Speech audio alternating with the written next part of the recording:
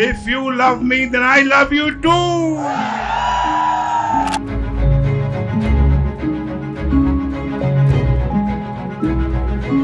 मियां नवाज शरीफ पाकिस्तान के सियासी उफक पे जो बाकायदा तरीके से नमूदार हुए थे वो 1983 में हुए थे। अगर मैं उनके एजुकेशनल बैकग्राउंड की बात करूं तो सेंट एंथनी एक लाहौर का स्कूल है, वहां से इन्होंने इब्तदाई तालीम ली और उसके बाद गवर्नमेंट कॉलेज चले गए। वहां से ये ख्वाजा आसिफ साहब जो हैं इनके क्लासमेट हैं गवर्नमेंट कॉलेज के, और बड़े इनके क्लासमेट थे। और इन्हें पॉलिटिकल एक्टिविज्म का शौक हुआ तो इत्तफाक की बात है, ये भी बाद में फिर उस चैप्टर का, इन्होंने तहरीक इस्तकलाल ज्वाइन की, तो वहां से उन्होंने अपना सियासी करियर स्टार्ट किया। और फिर ज़ियाउल हक साहब ने 1982, 83 में इन्हें पंजाब का सूबाई वजीर खजाना लगा दिया। मीनवाइल उस वक्त तक भी यानी लाहौर के लोग अफराद इनके नाम से उस तरीके से वाकिफ नहीं थे सिवाय बिजनेस कम्युनिटी के लोग के।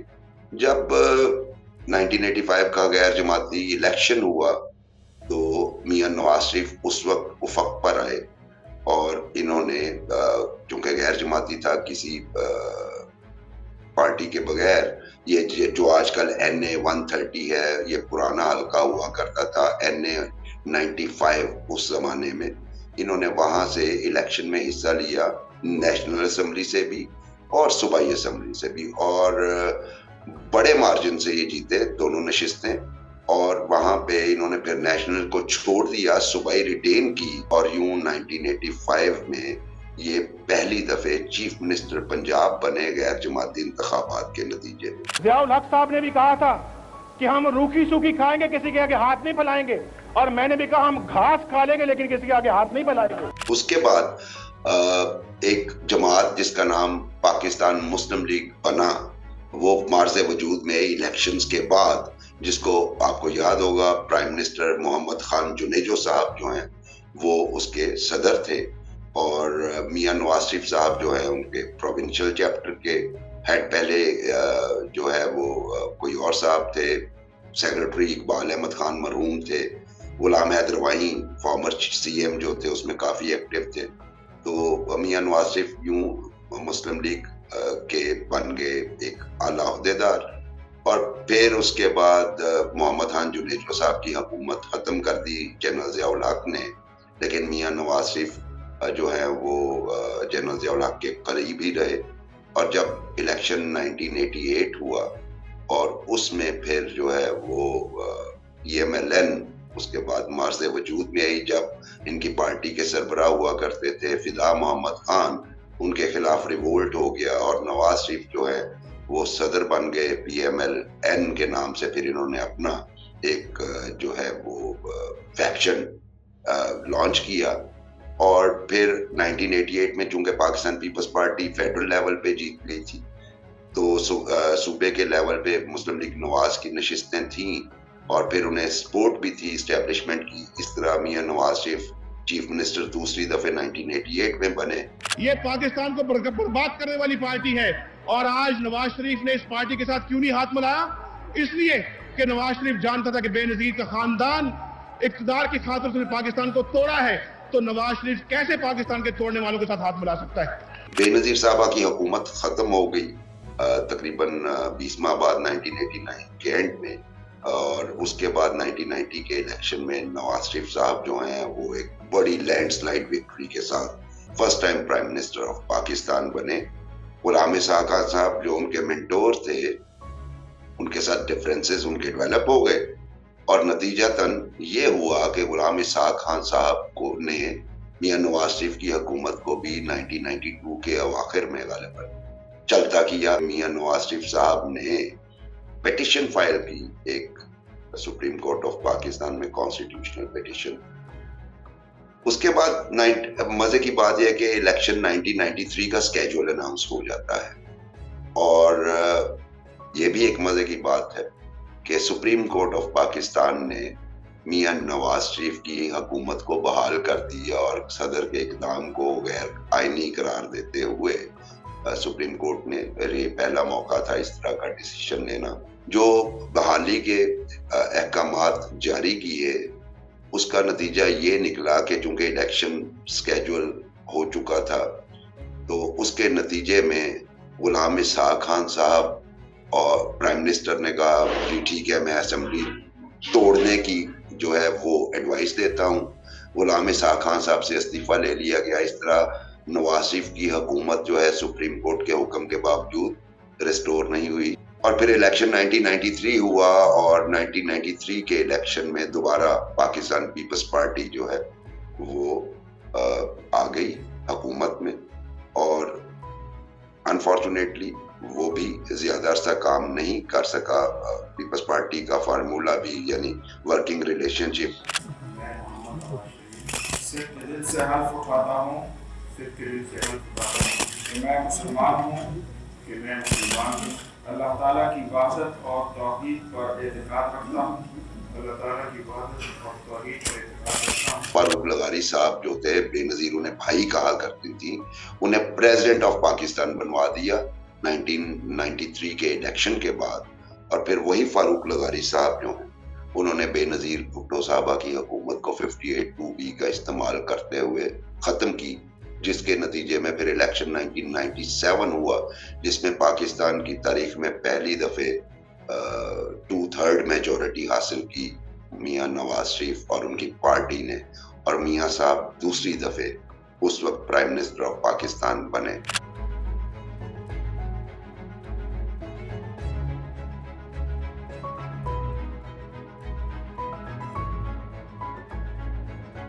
میاں نواز شریف جو ہیں انہوں نے جنرل پرویز مشرف صاحب کو آرمی چیف لگا دیا.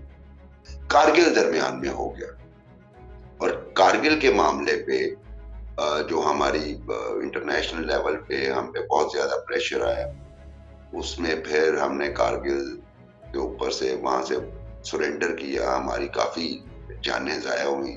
اس کے نتیجے میں ان کے خلاف ایک رفٹ کریٹ ہو گئی اور رفٹ کریٹ ہوتے ہوتے یہاں تک پڑی کہ جب جنرل پرویز مشرف اکتوبر 1999 میں سری لنکا کے ایک دورے پہ تھے تو میاں نواز شریف صاحب نے پلان کیا کہ انہیں ریپلیس کر دیا جائے. لیکن پہلے ہی اتنا کچھ پک رہا تھا کہ جنرل مشرف کو پتا تھا کہ میاں نواز شریف مجھے ریپلیس کر دیں گے اور میاں نواز شریف کو پتا تھا کہ جنرل مشرف ٹیک اوور کی نیت کر کے بیٹھے ہوئے ہیں. ادھر سے پھر ایک کنسپیریسی تھیوری چلی کہ ان کا طیارہ آیا اور اس کو کراچی لینڈ نہیں کرنے دیا گیا. پھر اس وقت کراچی کے کور کمانڈر تھے جنرل عثمانی, وہ وہاں پہ پہنچے, انہوں نے سب کو پی ٹی وی پہ جو ہے اور ایک جیپ کے ذریعے بلڈ لیس کو ہو گیا میاں نواز شریف اور ان کے ساتھ کئی صحافی اور کئی ان کے دوست اور کیبنٹ میاں شہباز شریف, حسین نواز, یہ لوگ گرفتار ہو گئے اور ساتھ میں کافی میاں نواز شریف کی کچن کیبنٹ کے لوگ گرفتار ہوئے. اس طرح ایک بلڈ لیس کو ہوا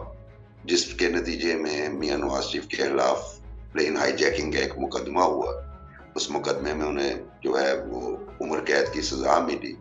پھر ہمارے سعودی دوست کام آئے اور انہوں نے وہ ایگریمنٹ کروایا جنرل مشرف اور ان کے درمیان, اور یوں یہ 2000 میں ملک سے باہر تشریف لے گئے اپنے پورے خاندان, نہ صرف خاندان بلکہ آج بھی آپ فوٹوگرافز اگر آپ کو کہیں سے وہ ملیں تو دیکھیں تو ان کے ذاتی ملازمین بھی ان کے ساتھ جو ہیں وہ جدہ جا کے مقیم ہو گئے. سو اس طرح میاں نواز شریف کے دوسرے دور کا خاتمہ بھی بڑا انہیپی اینڈنگ کے ساتھ ہوا. Musharraf says that he will not allow Benazir Bhutto and Nawaz Sharif to come back to Pakistan. But I think he is just fooling himself.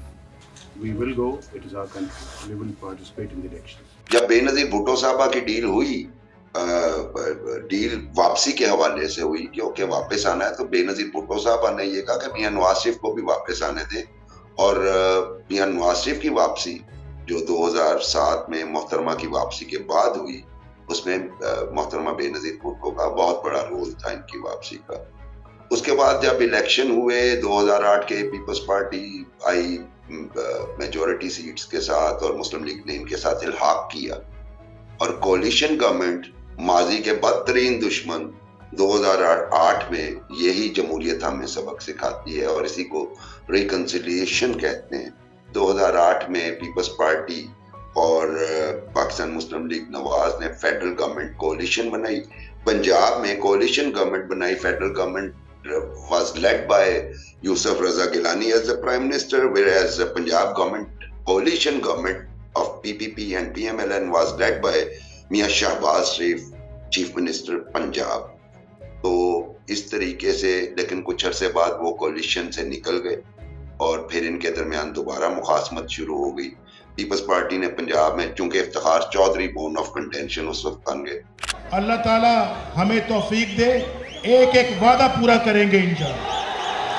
एक बात का मुझे ये आप सबको भी और हम सबको भी इस बात की तकरीबन कंफर्मेशन है कि मुस्लिम लीग नून अल्हम्दुलिल्लाह इन इलेक्शंस में सबसे बड़ी पार्टी उभर के आई. फिर दोबारा इलेक्शन हुआ 2013 का और उसमें मियां नवाज शरीफ ने एक अच्छी मेजोरिटी हासिल की उनकी पार्टी ने, और मियां साहब तीसरी दफे प्राइम मिनिस्टर बन के आ गए. और जब तीसरी दफे प्राइम मिनिस्टर बन के आए तो पीटीआई ने शोर मचाना शुरू कर दिया कि ये इलेक्शन धांधलीशुदा थे, और उसके नतीजे में उन्होंने धरना दे दिया, आपको याद होगा. और हालांकि उनके पास 33 नेशनल असेंबली की नशिस्तें थी, उन्हें असेंबली में बैठना चाहिए था, लेकिन वो असेंबली के बाहर जाके बैठ के 126 दिन का धरना उन्होंने दिया.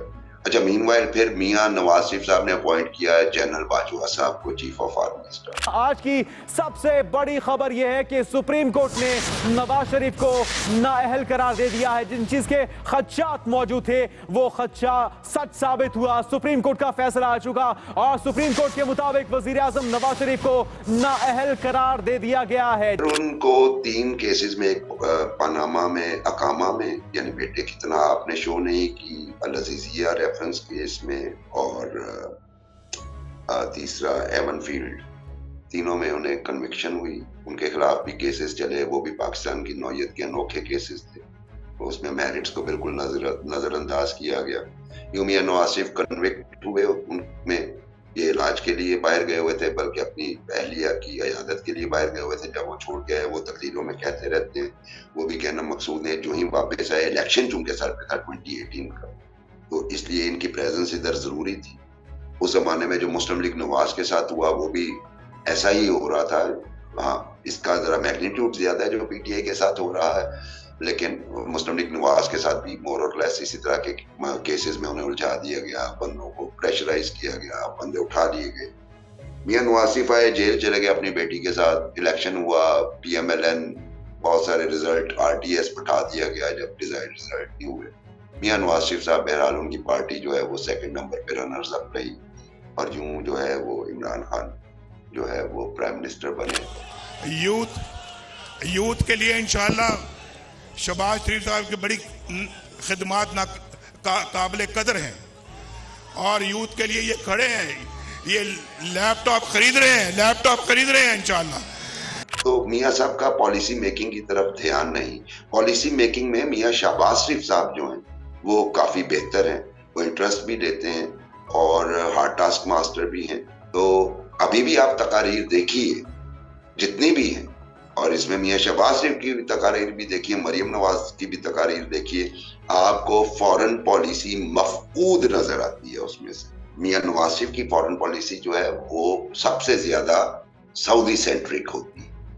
जब सऊदी सेंट्रिक होती है तो वो इनडायरेक्टली वो अमेरिकन सेंट्रिक भी हो जाती है, प्रो अमेरिका पॉलिसी भी हो जाती है. और फिर जब लेटली आखिरी दौर में, यानी 2013 वाले दौर में, उन्होंने फिर चाइना की तरफ रुख किया और फिर वो एक सी बैक वहां से ले.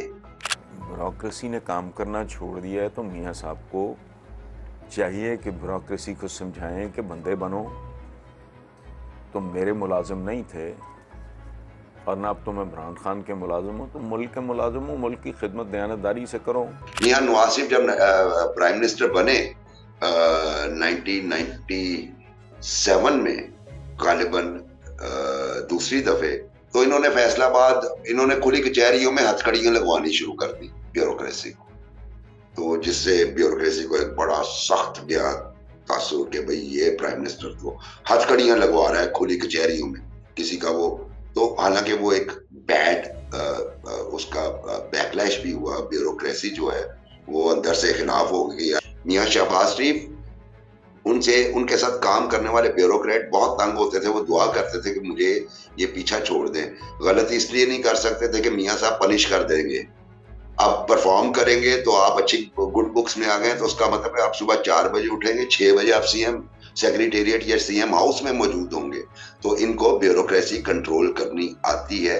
उसकी वजह यह कि इनके मेंटोर्स जो रहे हैं मियाँ नवाज शरीफ साहब के, अगर मैं जनरल गुलाम जिलानी की बात करूं या अगर मैं बात करूं गुलाम इसहाक खान साहब भी चूंकि एक लंबे अरसे तक मेंटोर रहे हैं और उसके बाद शहबाज शरीफ साहब के भी चूंकि ये हजरात रहे हैं, तो इन्होंने बड़ा करीब से देखा है उन्हें ब्यूरोक्रेसी को कंट्रोल करते हुए, इसलिए ये स्किल उनके पास ज्यादा है. और दूसरी बात ये कि अब आप देखिए मसलन आप अपना प्रिंसिपल सेक्रेटरी रखते हैं, अभी फवाद साहब थे जो ब्यूरोक्रेसी की सारी ऊंच नीच जानते हैं, कहाँ पे जो हैं उन्होंने अंडर द वाटर आते हैं, कहाँ पे वो डेफिशिएंसीज हैं, सारा पता है फवाद को. वो जब एडवाइस करेंगे तो मियाँ साहब ने उन्हें अथॉरिटी दे दी होती है कि कंट्रोल देम.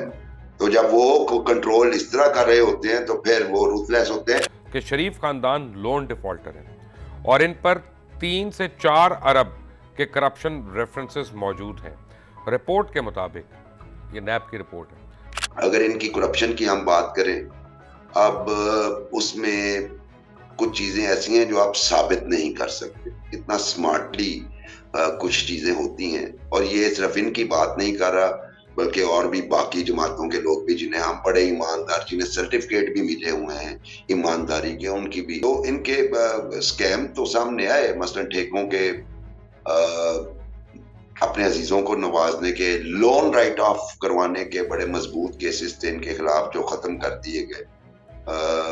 मनी लॉन्ड्रिंग के केसेस पे मुझे जो है वो इसलिए यकीन होता है कि इतने बड़े पैमाने पे जब आप परचेज करते हैं, बाहर फैक्ट्रियां लगाते हैं, बाहर आप अपार्टमेंट्स खरीदते हैं, आप इन गॉटन मनी से नहीं खरीद रहे, चलिए हम सपोज कर लेते हैं, लेकिन उसकी ट्रांजैक्शन आपने कैसे की उसका सबूत हमें नहीं मिल सका. सो ये स्कैंडल्स अपनी जगह पे मौजूद हैं. कमर जावेद बाजवा साहब, आपने हमारी अच्छी भली चलती हुकूमत को रुखसत करवाया और मुल्क और कौम को अपनी ख्वाहिशात की भीड़ चढ़ाया. कि जनाब जब कुछ मुल्क में हो जाता है तो सारे जिम्मेदारी जो है वो हुकूमत वक्त पे चली जाती है और वो लोग जो कुछ पॉलिसीज को कंट्रोल करते हैं उन पे कोई फिंगर पॉइंटिंग नहीं होती. तो ये भी गलत है. तो ये वो मियाँ साहब की, और ये थॉट मियाँ साहब की स्टार्ट हुई थी 1997 में, ये थॉट प्रोसेस. उससे पहले वो ताबेदार थे, इसलिए वो ये समझते हैं कि ये जो हमारे आर्मी लीडरशिप है ये भी ब्यूरोक्रेट्स हैं और इनका भी वही फर्ज है जो दूसरे ब्यूरोक्रेट्स का है. जो एक्स सर्विसमैन है वो तो मियाँ नवाज शरीफ को एक बड़ी तादाद उन्हें सपोर्ट कर रही है, उनके बच्चे, फैमिलीज और करंट जो लोग हैं टॉप मिलिट्री लीडर्स, उसमें से कुछ टॉप लीडर्स जो हैं वो मियाँ नवाज शरीफ के सपोर्ट करते हैं. कुछ इंप्रेशन ये देते हैं हम न्यूट्रल हैं, लेकिन जब न्यूट्रल की बात करते हैं तो वो, और कुछ ऐसे शानदार भी हैं वो कहते हैं जी हमने अपनी सर्विस करनी है, हुकूमत वक्त के हम सब सर्विएंट हैं और हम सर्व करेंगे और अपनी रिटायरमेंट की एज पे रिटायर होके चले जाएंगे. तो मिक्स्ड रिएक्शन है मियाँ साहब के हवाले से. कहाँ से छेड़ूं फसाना,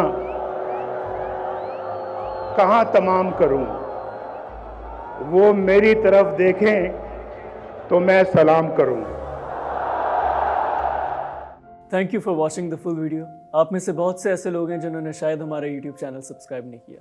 सो if you want to support independent journalism and watch more meaningful content, please subscribe to our YouTube channel.